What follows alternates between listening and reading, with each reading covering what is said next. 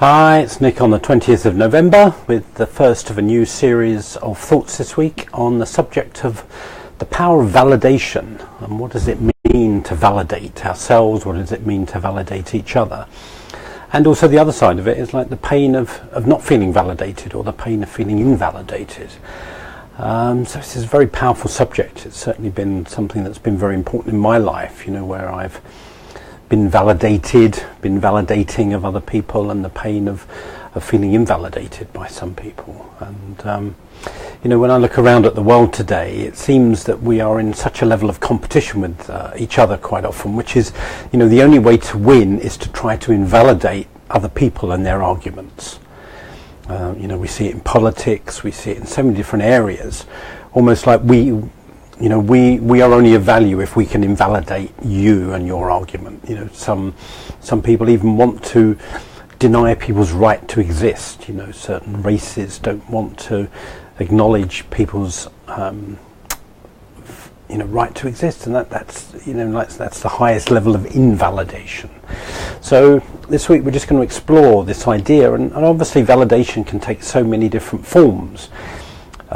Listening to people, we can validate their existence, we can validate their skills, we can validate their resourcefulness, we can validate their potential. So many things we can validate about ourselves and each other.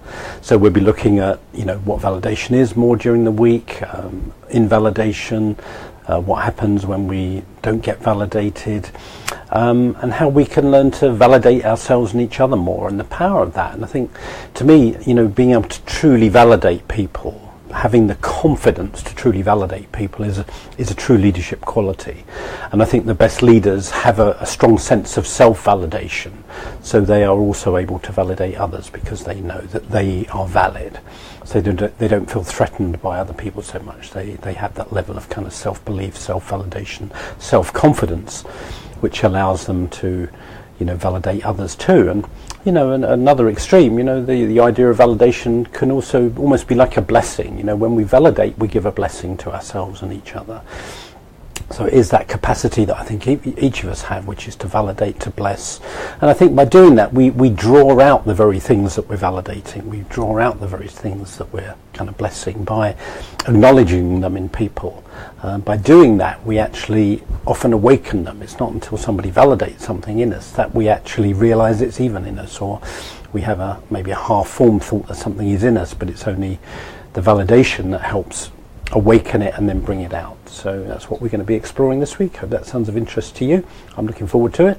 I'm looking forward to hearing what I have to say too. I've made some notes for the week, but it'll unfold as we go. So thanks for watching this. God bless. Have a good week. Bye bye.